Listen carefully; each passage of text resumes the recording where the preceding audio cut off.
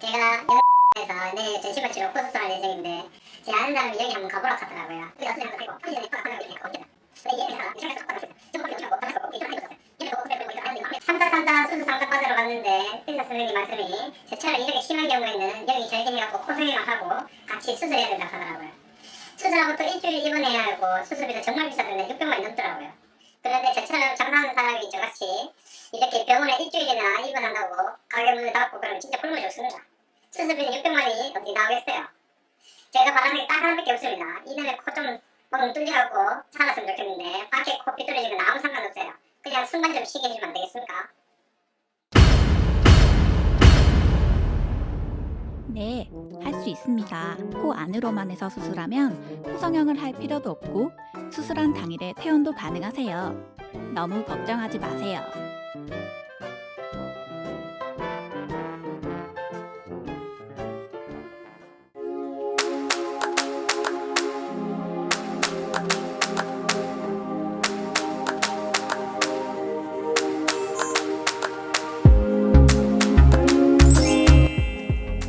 환자분 코가 밖에서도 많이 휘어 있어요. 동시에 안쪽 비중격도 많이 휘어 있고 그게 또 코막힘을 유발하는 거고요.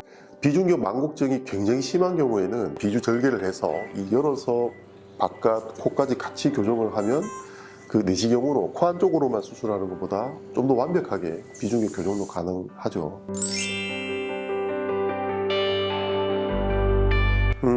그런 경우는 없습니다. 그러니까 개방형으로 수술을 하면 결과가 더 좋다는 거지 그 내시경으로 교정이 안 되는 건 아니에요.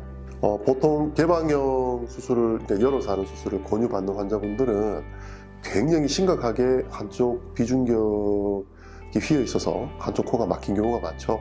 이런 경우는 한 30% 이상만 교정이 돼도 대부분의 환자분들이 와 정말 신세계를 만난 것처럼 과장하면은 다시 태어난 것 같다고 그렇게 얘기를 하세요. 본인이 원하지 않는다면은 굳이 열어서 수술할 필요는 없는 거죠.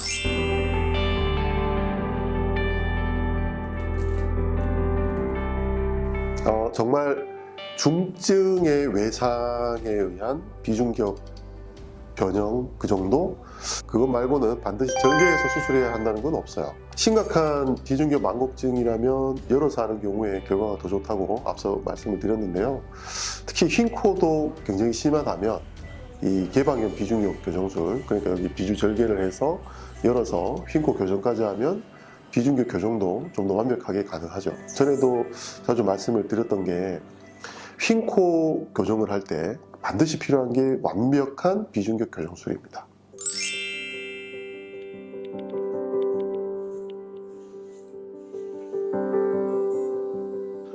제가 대학병원에 있을 때 하고 그리고 지금처럼 개인 병원에서 일하고 있을 때 가장 크게 체감하게 되는 차이점이 이런 것 같아요. 그러니까 환자분들이 대학병원의 어떤 권위에 눌려서 이제 하고 싶은 말을 다 못하는 건데요. 이 궁금한 게 있어도 다 묻지도 못하고 불만을 표현하지도 못하고, 그러니까 저런 얘기들을 그 자리에서 교수님한테 물어봤어야 됐죠. 그러니까 무슨 입원을 그렇게 오래 하냐, 뭐가 그렇게 비싸냐, 뭐 코성형을 꼭 해야 되냐, 나 하기 싫다, 이런 얘기를 그 자리에서 환자분이 못 하신 거예요.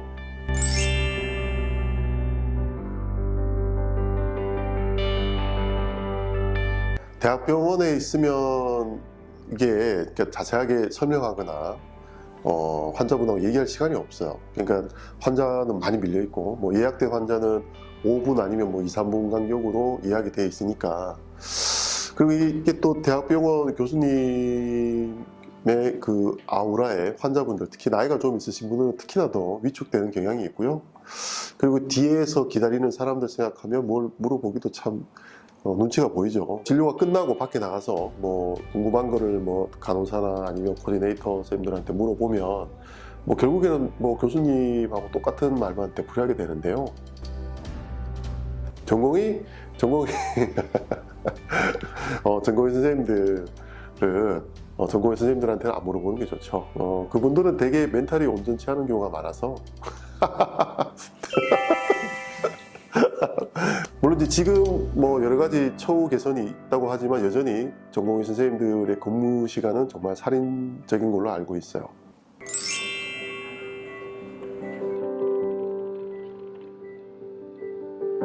코성형이든 간단한 비염 수술이든 어쨌거나 수술은 큰일이잖아요. 수술에 대한 설명은 환자분들이 정말 하품하실 정도로 좀 자세하게 해드리는 편이고요. 이 개원 처음에는 참 어색했는데 시간이 갈수록 설명하는 시간이 더 길어지네요. 이게 이제 환자분하고 라포를 쌓는 수술만큼이나 중요한 과정이라고 생각하고요. 대학병원에 있을 때보다 이런 게 좋은 것 같아요. 그러니까 환자분이 이제 수술 대상, 연구 대상, 이런 게 아닌 거죠. 환자분들하고 교감하고 하는 게 이렇게 즐거운 일이라는 거를 나와서 알게 됐죠.